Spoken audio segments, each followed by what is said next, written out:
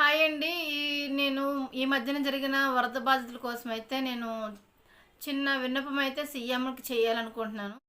గౌరవనీయులైన సీఎం చంద్రబాబు నాయుడు గారికి, అలాగే గౌరవనీయులైన డిప్యూటీ సీఎం పవన్ కళ్యాణ్ గారికి, అలాగే నారా లోకేష్ గారికి, అలాగే బాలకృష్ణ గారికి కూడా నేను చిన్న విన్నపం అయితే తెలియజేయాలనుకుంటున్నానండి. నేను ఇదేదో మీ పార్టీని తప్పుపట్టాలని కాదండి.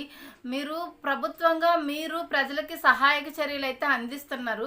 కానీ అది పూర్తిగా అందరికీ కూడా మీ యొక్క సహాయక చర్యలు అందుతున్నాయో లేదని కొంచెం చూసుకోండి. చాలామందికి అయితే ఫుడ్ అది కరెక్ట్గా అందట్లేదంట. ఇంకో విషయం ఏంటంటే చిన్నపిల్లలండి, బాలింతలు, నెలల పిల్లల్ని కొంతమంది అయితే ఆ వాగులోనే, ఆ వరదలోనే నెత్తి మీద బుట్టల్లో పెట్టుకొని తీసుకెళ్తున్నారు. ఆ సీన్ చూడగల నాకు చాలా బాధ అనిపించిందండి. మీరు మట్టుగా బాలింతల కోసము, అలాగే నెలల పిల్లల కోసము, కడుపుతో ఉన్న వాళ్ళ కోసం అయితే ప్రత్యేకమైన ఫ్లైట్లను ఏర్పాటు చేసి వాళ్ళని ఒక సురక్షిత ప్రాంతాలకి చేరవేయాలని చెప్పేసి నా వీడియో ద్వారా అయితే తెలియజేసుకుంటున్నానండి. చాలామందికి వాటర్ కూడా అందట్లేదంట, కొంతమందికి ఫుడ్ అందట్లేదట.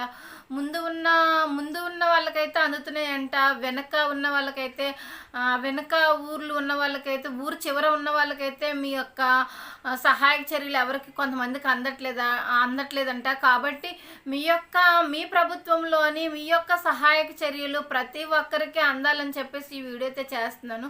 నేను ఏ గవర్నమెంట్ని తప్పట్టినానండి. ప్రతి రాజకీయ నాయకుడు దేశ భవిష్యత్తు కోసం ఎంతో ఆలోచిస్తారు. కాబట్టి నేను ఏ గవర్నమెంట్ని తప్పుపట్టను. కానీ మీరు తప్పు చేస్తున్నారని అంటలేదు. కానీ మీరు మీ ప్రభుత్వం సహాయం చేయడానికి ముందడుగేసింది. కానీ మీరు చేసే సహాయము అందరికీ అందుతుందో లేదో అని చూసుకోవాలని చెప్పేసి నేను ఈ వీడియో అయితే చేస్తున్నాను.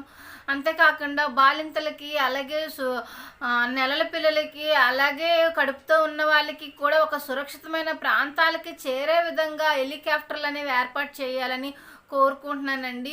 జనరల్ పర్సన్స్ అయితే ఎలాగైనా ఉండగలరు. కానీ అసలు చిన్నారులు కానీ, బాలింతలు కానీ, కడుపుతో ఉన్న వాళ్ళైతే మట్టుగా వాళ్ళకి ఎంతో రక్షణ కావాలి. కాబట్టి మీ గవర్నమెంట్ సహాయం వాళ్ళకి కంప్లీట్గా అందించాలని నా వీడియో ద్వారా అయితే నేను తెలియజేసుకుంటున్నానండి.